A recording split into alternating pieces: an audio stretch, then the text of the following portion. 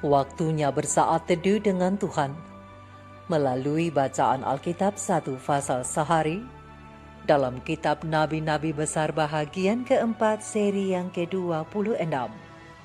Kitab Yehezkiel pasal 26, nubuatan-nubuatan melawan bangsa-bangsa dengan perikop nubuatan melawan Tirus. Mari baca Alkitab, mari dengar Alkitab, dan mari lakukan apa yang Allah firmankan di dalam Alkitab. Maka iman dan pengharapanmu tidaklah sia-sia. Salam kasih dan doa dari Rumah Produksi Endang Silitonga Tanjung Bible Audio Ministry. Mari memulainya dengan doa dalam hati.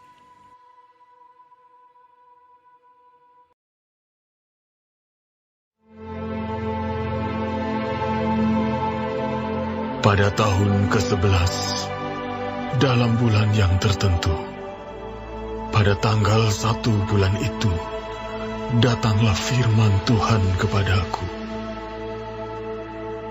Hai anak manusia, oleh karena Tirus berkata mengenai Yerusalem, syukur, sudah rusak pintu gerbang bangsa-bangsa itu. Ia akan beralih kepadaku, sehingga aku menjadi penuh, tetapi ia menjadi reruntuhan. Oleh sebab itu, beginilah firman Tuhan Allah. Lihat, aku menjadi lawanmu, hai Tirus. Aku akan menyuruh bangkit banyak bangsa melawan engkau, seperti lautan menimbulkan gelombang-gelombangnya. Mereka akan memusnahkan tembok-tembok Tirus dan meruntuhkan menara-menaranya. Debu tanahnya akan kubuang sampai bersih daripadanya, dan akan kujadikan dia gunung batu yang gundul. Ia akan menjadi penjemuran pukat di tengah lautan, sebab aku yang mengatakannya. Demikianlah firman Tuhan Allah, ia akan menjadi jarahan bagi bangsa-bangsa, dan anak-anaknya perempuan yang tinggal di daratan akan ditewaskan dengan pedang, dan mereka akan mengetahui bahwa akulah Tuhan. Sebab beginilah firman Tuhan Allah, sungguh aku membawa dari utara Raja Nebukadnezar, Raja Babel, raja segala raja, untuk melawan Tirus dengan memakai kuda, kereta, pasukan berkuda, dan sekumpulan tentara yang banyak. Anak-anakmu perempuan yang tinggal di daratan akan dibunuhnya dengan pedang. Ia akan menimbun tembok pengepungan dan menyusun alat-alat pendobrak dan memasang perisai melawan engkau. Tumbukan alat pendobraknya akan dilancarkan terhadap tembok-tembokmu, dan menara-menaramu akan dirobohkan dengan beliung-beliungnya. Kudanya adalah begitu banyak, sehingga engkau akan ditutupi oleh abu, karena derap pasukan berkudanya dan kertak roda keretanya. Tembok-tembokmu akan gemetar kalau ia memasuki pintu-pintu gerbangmu, seperti orang memasuki kota yang sudah terbuka karena pendobrakan. Dengan kaki kuda-kudanya, ia hendak menginjak-injak semua jalan-jalanmu. Rakyatmu akan dibunuh dengan pedang, dan tugu-tugu yang kau andalkan akan dirobohkan ke tanah. Mereka akan merampas kekayaanmu dan menjarah barang-barang perniagaanmu. Mereka akan meruntuhkan tembok-tembokmu dan merobohkan rumah-rumahmu yang indah. Batumu, kayumu, dan tanahmu akan dibuang ke dalam air. Aku akan mengakhiri keramaian nyanyianmu, dan suara kecapimu tidak akan kedengaran lagi. Aku akan menjadikan engkau gunung batu yang gundul, dan dengan demikian engkau akan menjadi penjemuran pukat, sehingga engkau tidak akan dibangun kembali. Sebab aku, Tuhanlah yang mengatakannya. Demikianlah firman Tuhan Allah. Beginilah firman Tuhan Allah kepada Tirus. Apakah daerah pesisir tidak akan gemetar mendengar derum kejatuhanmu? Kalau orang-orang yang berebahan mengerang karena pembunuhan bersimaharajalela di tengah-tengahmu. Semua pemuka bangsa-bangsa yang di tepi lautan akan turun takhta dan menjauhkan jubah-jubah kerajaannya dan menanggalkan pakaiannya yang berwarna-warna. Mereka akan diliputi kegentaran dan akan duduk di tanah. Mereka akan gentar senantiasa dan kaget melihat engkau.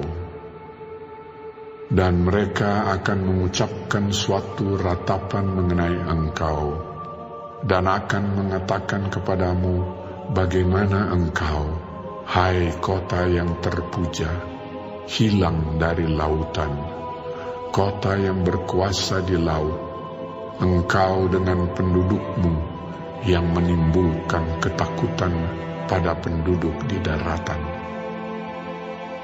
Sekarang daerah pesisir jadi gentar pada hari jatuhmu.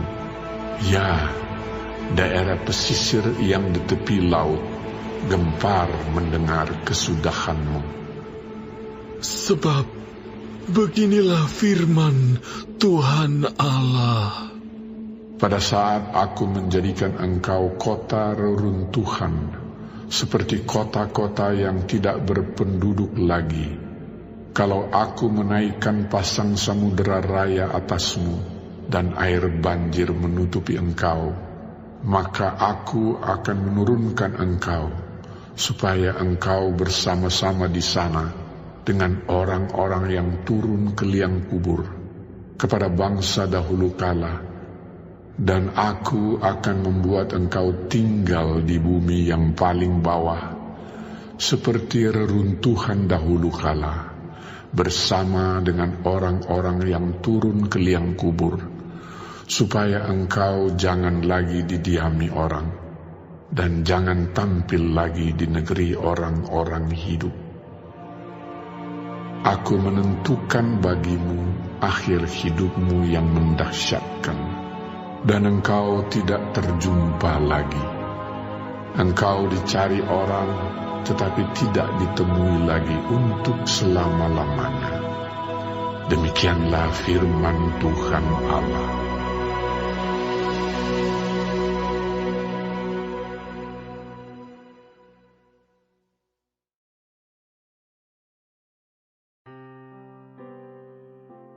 Kita telah menyelesaikan bacaan Alkitab satu pasal sehari dalam kitab Yehezkiel pasal yang ke-26.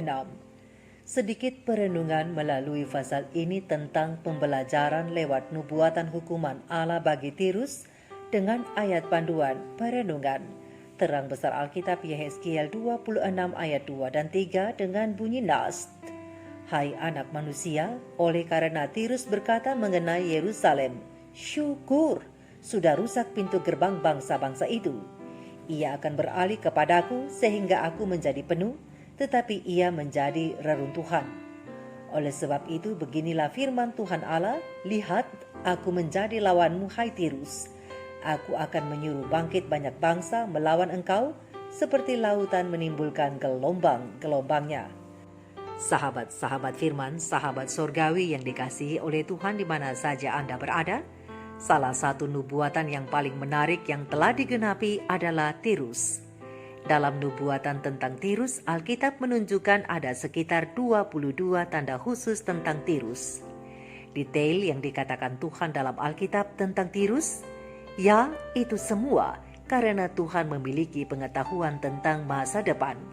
Dan sangat beruntung bagi kita karena di zaman sekarang kita masih dapat mencari bukti ini dan itu untuk menemukan betapa perkataan Allah itu benar adanya. Berikut ini 22 nubuatan tentang Tirus yang dikatakan Allah dalam Yehezkiel 26 ayat 1-14.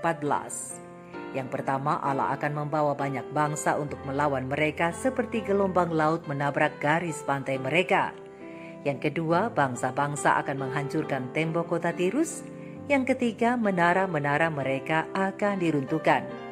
Yang keempat, debu tanahnya akan dibuang sampai bersih daripadanya. Yang kelima, Tirus tidak akan dihuni lagi. Yang keenam, Tirus akan menjadi penjemuran pukat di tengah lautan. Yang ketujuh, mereka akan menjadi jajahan banyak bangsa.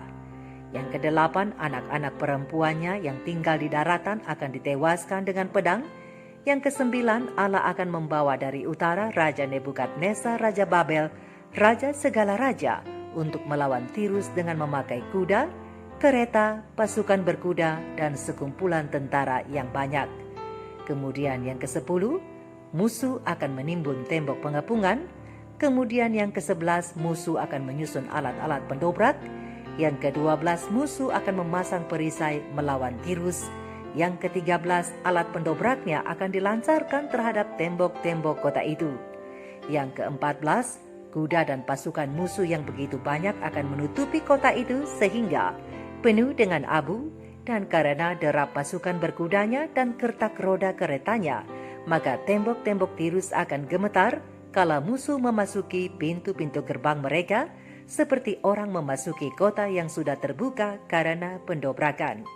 Kemudian yang ke-15, penunggang-penunggang kuda akan melewati jalanan kota, dan yang ke-16, rakyat negeri Tirus akan dibunuh dengan pedang.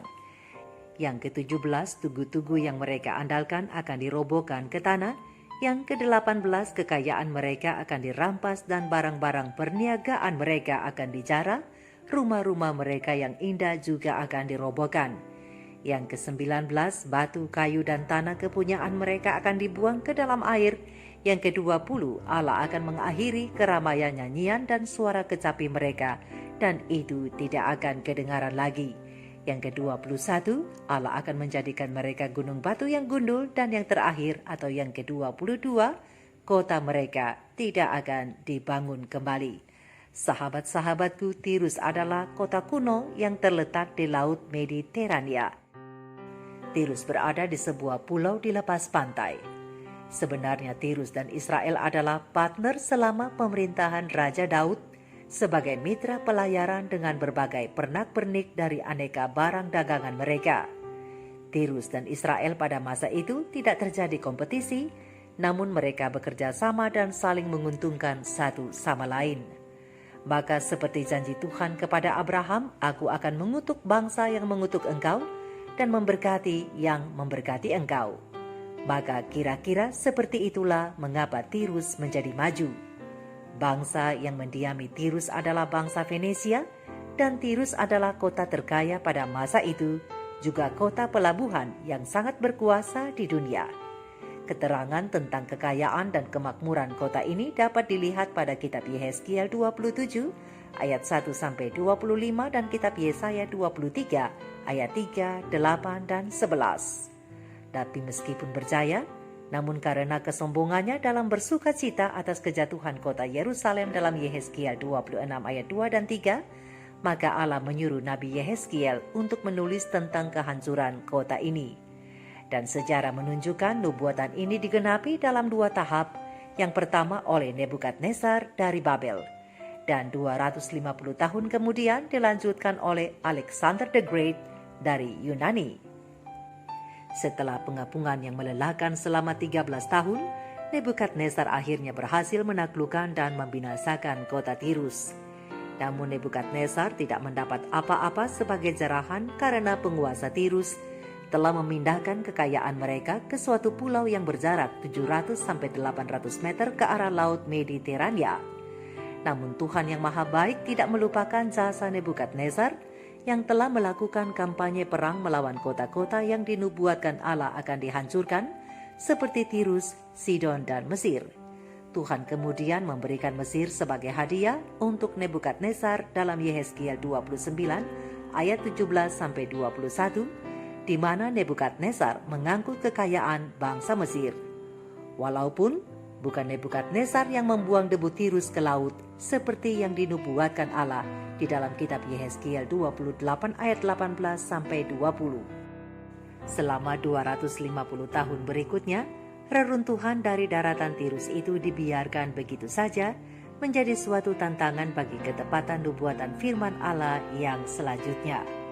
Sahabat-sahabatku, sahabat-sahabat firman, ajaib sekali bagaimana Allah itu membuktikan ucapannya dengan mendemonstrasikan dalam sejarah peradaban manusia atau sejarah umum dunia yang ditulis oleh nabi-nabinya ribuan tahun sebelum kejadian-kejadian terjadi. Jadi ingatlah bahwa apa yang dinubuatkan Allah, semuanya itu pasti terjadi. Sekarang pelajaran untuk kita, sebagaimana Tirus yang sombong dan menertawakan kejatuhan Yerusalem. Apakah kita tertawa saat saingan kita tersandung? Bisakah kita bersuka cita ketika seseorang menderita?